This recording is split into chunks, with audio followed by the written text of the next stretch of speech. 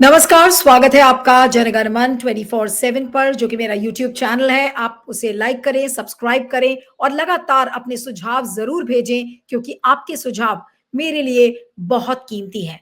आपने अक्सर देखा होगा कि जो कानून है, जो देश है, वो किससे चलता है? संविधान से चलता है।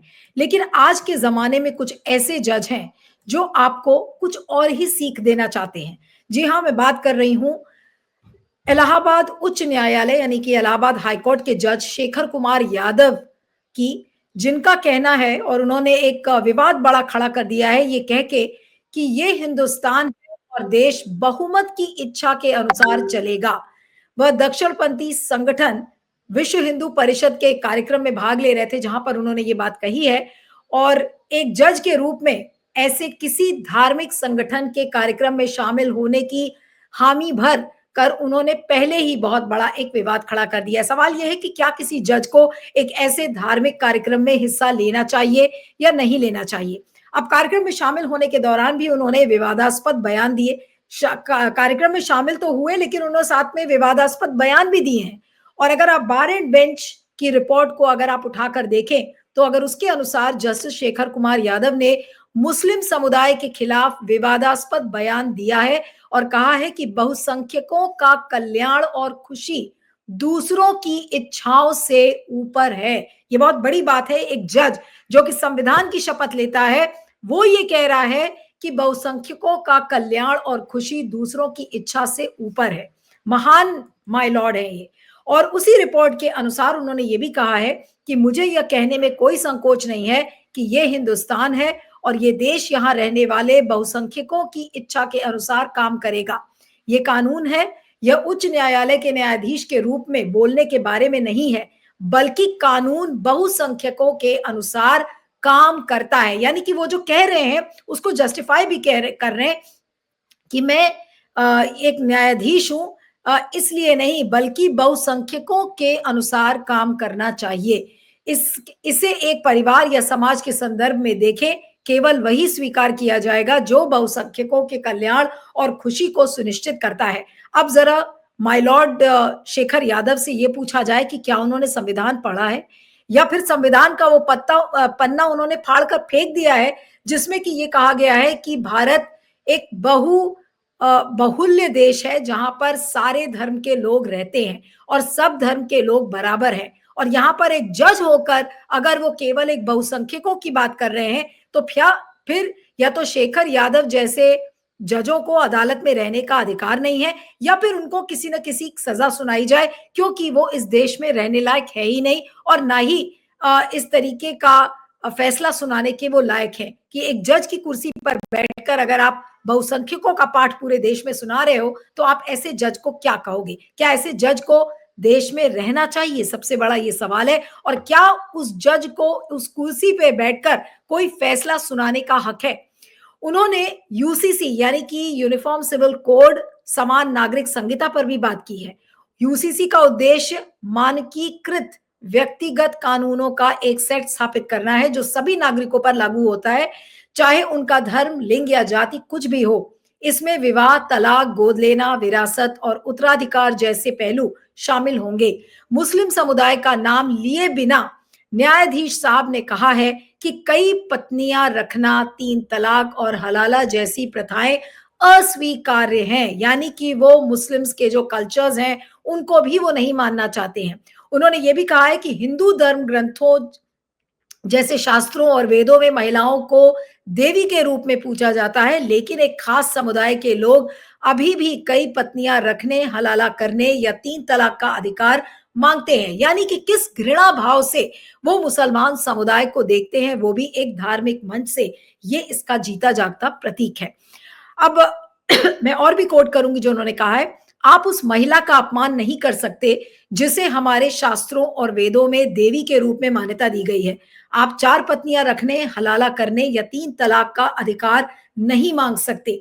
आप कहते हैं कि हमें 3 तलाक कहने का अधिकार है और महिलाओं को भरण पोषण नहीं देना है, ये अधिकार काम नहीं करेगा। तो ये बात उन्होंने कही है। तो किस घृणा से, किस नफरत से उन्होंने हिंदू धार्मिक मंच से ये बातें कही हैं, क्या ये एक जज को शोभा देता है? और बहुत ही सही सवाल और सटीक सवाल जो मैं खड़ा कर रही हूं कि क्या ऐसे जज की भारत के देश में जगह होनी चाहिए? क्या उसको जज की कुर्सी पर फैसला सुनाने का हक देना चाहिए या नहीं देना चाहिए? उन्होंने ये भी कहा कि समान नागरिक संहिता ऐसी चीज नहीं है जिसका वीएचपी, आरएसएस या हिंदू धर्म समर्थन करता हो। देश की शीर्ष अदालत भी इसके बारे में बात करती है। उन्होंने कहा कि मैं संकल्प लेता हूं कि ये देश निश्चित रूप से एक समान कानून बनाएगा और ये बहुत जल्द होगा। तो अगर आप इनकी भाषा देखें जस्टिस शेखर यादव की, तो वो क्या है? उस भाषा में वो साफ साफ ये कह रहे हैं कि मैं जज जरूर हूं, लेकिन मैं एजेंडा बीजेपी का ही चलाऊंगा। मैं एजेंडा केवल और केवल सत्तारूढ़ पक्ष का ही आगे बढ़ाऊंगा, क्योंकि उसी में सबकी भलाई है। और वो देश को गोली पिला रहे हैं कि बहुसंख्यकों के हिसाब से ही देश चलेगा। तो अगर जज साहब ने कह दिया तो क्या पूरा देश इस बात को मान लेगा? बीजेपी मान लेगी, बीजेपी उनको कोई पद भी दे देगी जैसे कि को मिला है। लेकिन इस तरीके के जज कितना बड़ा देश के लिए खतरा बन सकते हैं, आप ये सोचिए। न्यायाधीश ने कई विवादास्पद बयान दिए हैं, जिसमें कि व्हाट्सएप और अन्य सोशल मीडिया प्लेटफॉर्म्स पर मुसलमानों के खिलाफ आमतौर पर इस्तेमाल किए जाने वाले शब्द कठमुल्ला का इस्तेमाल करना भी शामिल है। चरमपंथियों को कठमुल्ला कहते हुए उन्होंने कहा कि देश को उनके प्रति सतर्क रहना चाहिए। उन्होंने ये भी कहा कि लेकिन ये जो कठमुल्ला है, जो ये सही शब्द नहीं है, लेकिन कहने में परहेज नहीं है, क्योंकि वो देश के लिए बुरा है। अब ये आप सोचिए कि ये भाषा किसी जज की हो सकती है?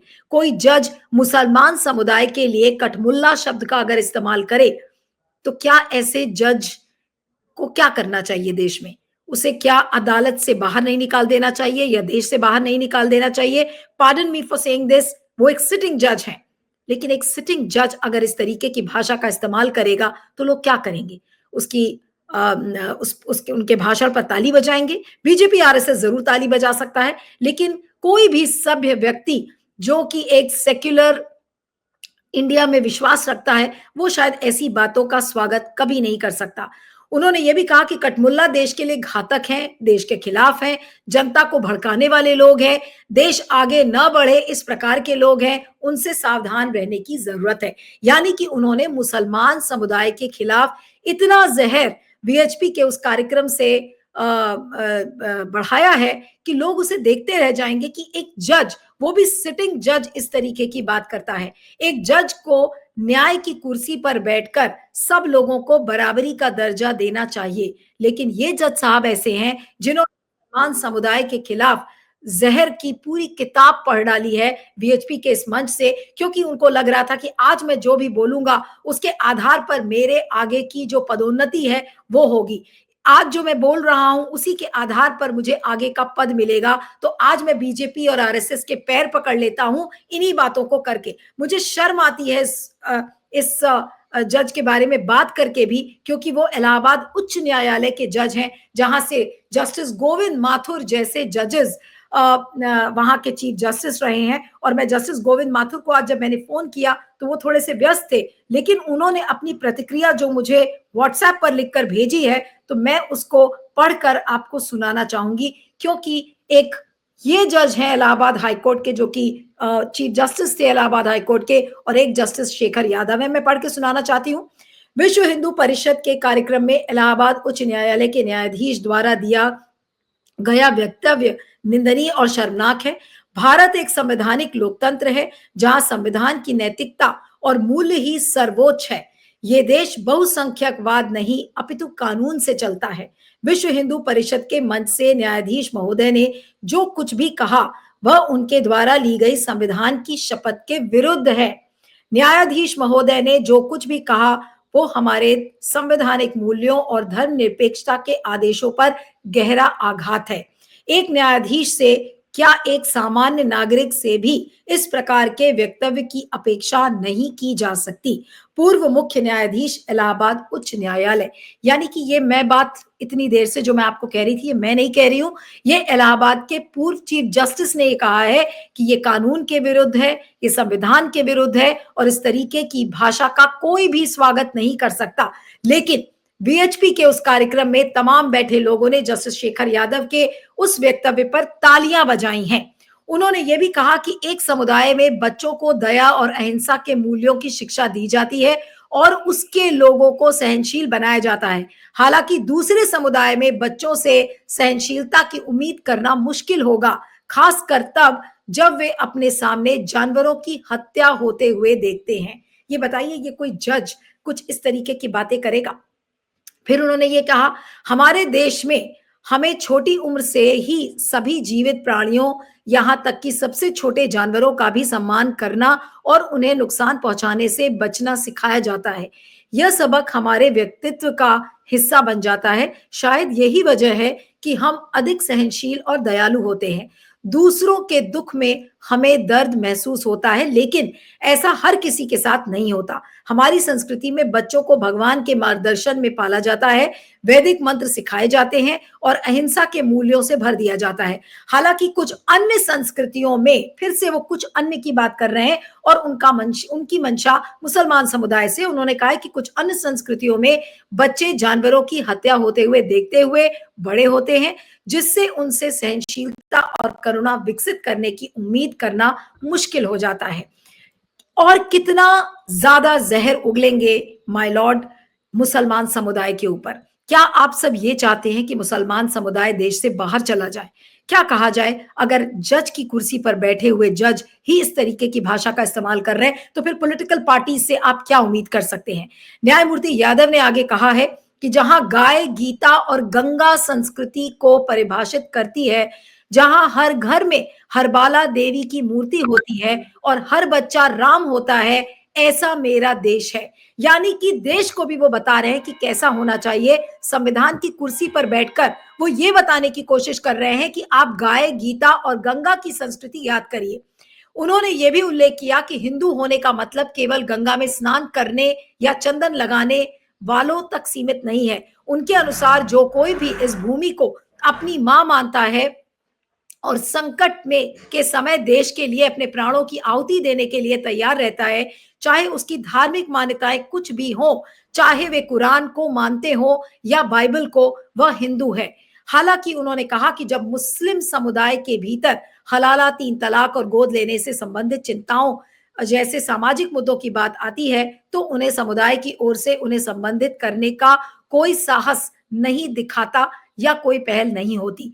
न्यायमूर्ति यादव ने टिप्पणी की, मुसलमानों के लिए अग्नि के चारों ओर 7 फेरे लेना, गंगा में स्नान करना या चंदन लगाना जरूरी नहीं है, लेकिन उन्हें इस भूमि की संस्कृति, महान हस्तियों और देवताओं का सम्मान करना चाहिए। उन्होंने इस बात पर जोर दिया कि 4 पत्नियां रखना अस्वीकार्य है। यानी कि केवल और केवल, अगर इस पूरे भाषण को आप उठाकर देख लें, तो न्यायमूर्ति शेखर यादव ने केवल और केवल मुसलमान समुदाय के खिलाफ जहर उगला है। उन्होंने ये बताया है कि जो हिंदू मेजॉरिटेरियन एजेंडा से देश चलेगा, और उन्होंने एक तरीके से बीजेपी और आरएसएस की मंशा को साफ कर दिया है।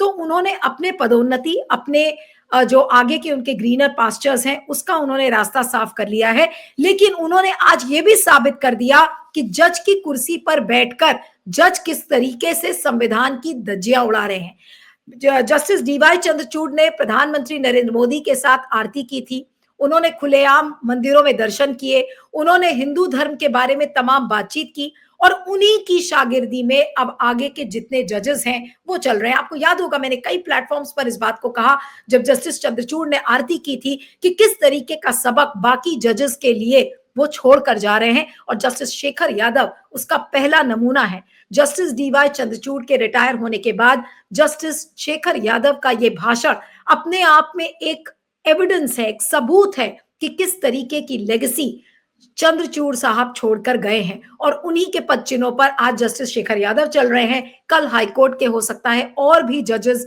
चलेंगे। लेकिन ये मेरी आलोचना नहीं है, मेरी टिप्पणी नहीं है, मेरा ही एनालिसिस नहीं है।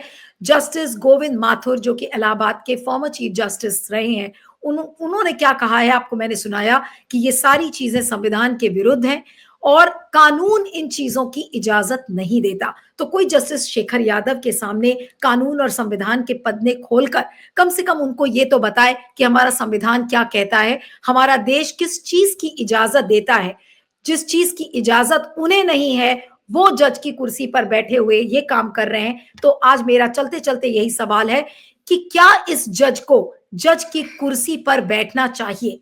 क्या इस जज को संविधान का मूल्य पता भी है? और ऐसे जजों के साथ क्या होना चाहिए? इस सवाल के साथ मैं इस वीडियो को खत्म करती हूं। आपके फीडबैक का मुझे इंतजार रहेगा। बने रहिएगा मेरे साथ जनगण मन 24/7 पर। Thank you.